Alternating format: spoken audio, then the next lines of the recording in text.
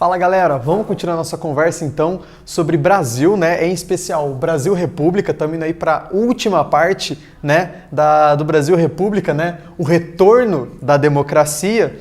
E para falar aí sobre Brasil República, esse retorno da democracia, a gente precisa separar também em três partes aí, né? A gente vai ter que falar aqui de um começo bem conturbado dessa nova república, nessa fase que é conhecida como a nova república. Um começo bem conturbado. A gente vai passar ali por um meio dessa nova república que foi de estabilização ali, mais ou menos durante a época do Fernando Henrique Cardoso e tudo mais. E vamos fechar com a era do PT no poder. Beleza, galera? Então vamos começar aqui, ó, com esse começo extremamente conturbado. Aqui a gente só vai falar sobre problemas e questões que deram o que falar na época e até hoje dão, né? E para começar, galera, a gente precisa voltar um pouquinho lá no final da ditadura e lembrar que a gente vai estar vivendo um período onde toda aquela pressão econômica do milagre econômico estourou, certo? E acabou acarretando numa incrível crise econômica ali nos anos 80, que foi um ano perdido para a economia não só nacional, como internacional, certo?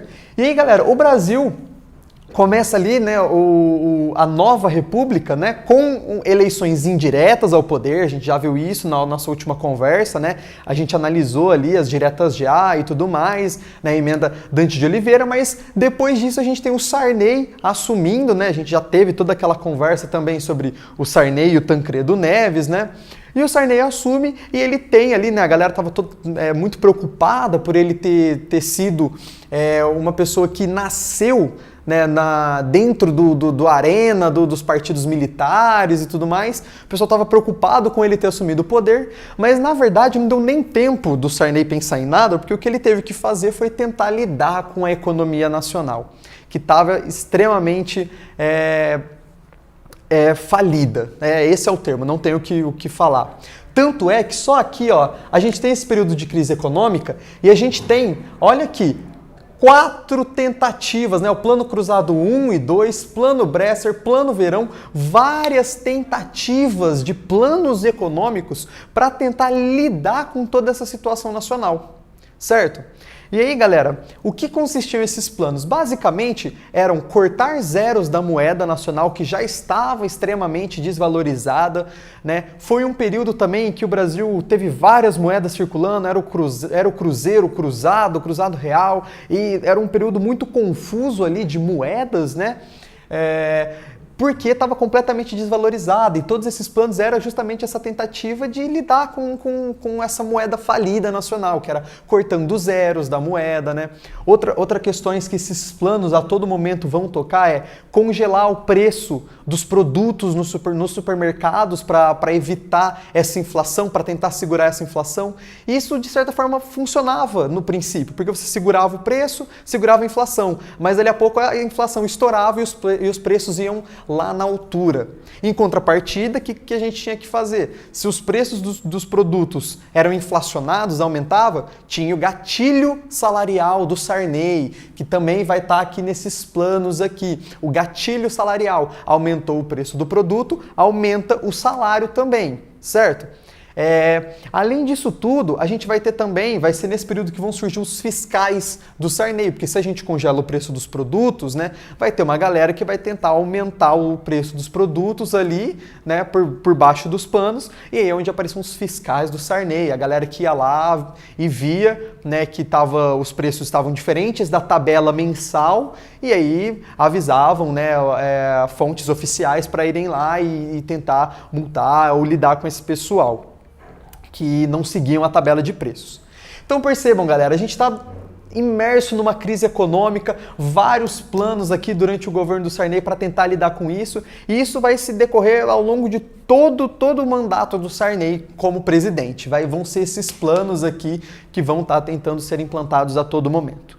Além disso, nessa primeira parte aí da Nova República, né, e do governo do Sarney, vale a pena citar a Constituição Cidadã de 1988. Né? Se a gente lembrar, a gente estava vivendo ali sobre uma Constituição militar e tudo mais, então nada mais justo do que fazer uma nova Constituição. E aí essa Constituinte foi convocada, né? o presidente dessa Constituinte, né, quem organizou a Constituição Cidadã, era o Ulisses Guimarães, que era um dos principais membros do PMDB, um dos principais nomes no processo de redemocratização, junto com Tancredo Neves, né? Ulisses Guimarães e Tancredo Neves eram nomes muito fortes naquele período, e Ulisses Guimarães foi o responsável aqui por fazer a Constituição Cidadã de 1988. Pessoal, por que Constituição Cidadã? A gente precisa ter uma noção bem clara que a gente está saindo de uma ditadura e esse medo dessa ditadura originou uma Constituição extremamente democrática. É nessa Constituição que a gente vai ter a criação, por exemplo, do Estatuto do Idoso, do Adolescente. É nessa Constituição que a gente vai ter a criminalização do racismo, certo? Então, assim, ela é considerada Constituição Cidadã porque ela tem fortes raízes democráticas, justamente para afastar de vez esse medo, né, da ditadura. Entre outras coisas, a gente vai ter voto a partir de 16 anos, né, quem quisesse votar com 16 anos podia, o obrigatório era só a partir dos 18. Né? Então, essa Constituição vai trazer muitas mudanças civis mesmo, sabe, para a galera, para o povo, para o dia a dia. Por isso, Constituição Cidadã. Beleza, galera? A gente vai ter também eleições extremamente conturbadas no ano de 89, né? Porque se a gente parar para pensar aqui, desde 1961 que o Brasil não tinha nenhuma eleição. Então, de 61 até 1989 é muito tempo sem votar. Então, quando você abre para votações, acaba tendo eleições extremamente conturbadas. A gente teve uma média ali de candidatos, a princípio, né? Quase 22 candidatos. E aí, claro, isso foi sendo filtrado ao decorrer da campanha eleitoral e tudo mais. Mas a gente começou com 22 candidatos à presidência. Então, percebam aí como é um negócio muito, muito louco de se pensar. A mídia vai influenciar muito nessas eleições. Se a gente parar para pensar, o final das eleições ali, a gente vai ter o Lula contra o Collor, né? E a mídia, né, vai influenciar muito na decisão. A Globo vai ter aquele complicado debate eleitoral que foi editado e exibido só um dia depois do debate, que era um debate muito próximo das eleições ali, era o último debate presidencial. Então foram eleições conturbadas no sentido de muito tempo sem se votar, muito tempo sem ter partidos políticos disputando ali abertamente para o povo e tudo mais. Vai ser também a mídia tomando, enfim, tentando agir no meio de eleições abertas para o povo. Então, assim, é muito importante ter essa noção de que essas eleições, essa primeira eleição da nova república foi extremamente conturbada, pessoal. E aí, galera, a gente sabe, né? Todo mundo aqui conhece a história, que já está bem mais perto da gente, que o Collor, Fernando Collor de Mello, ganha a presidência, o caçador de Marajás, né? Ele tinha sido governador do Maranhão e tinha esse lema aí, o caçador de Marajás e tudo mais. Era tido ali como um galã, basicamente, e ele vai assumir a presidência e vai trazer, né, vai adotar esse neoliberalismo que está renascendo nos anos 80, essa nova ideia de neoliberalismo que nasce nos anos 80 ali, com o Reagan, com a Thatcher, certo? Então ele vai adotar esse novo neoliberalismo aí já em 1990 no Brasil. Como que ele vai adotar esse neoliberalismo? A partir de privatizações, certo? A partir de privatizações e tudo mais. E essas questões das privatizações, das desestatizações, vão vir com força aqui, ó, no Plano Collor, pessoal. O Plano Collor é importante porque, assim como todos esses planos aqui, é um plano para tentar lidar com essa crise econômica, mas é um plano que ficou famoso por confiscar a poupança de todo mundo por 18 meses. E lembrando aqui que era uma medida que o Collor havia usado fortemente contra os outros candidatos, falando, os outros candidatos vão confiscar a poupança. E isso é uma medida que ele adotou assim que ele assumiu, porque era um plano econômico que estava passando por ali, entendeu? Que estava como um espírito que quem ganhasse poderia usar esse plano, porque era um plano que a galera estava pensando fortemente.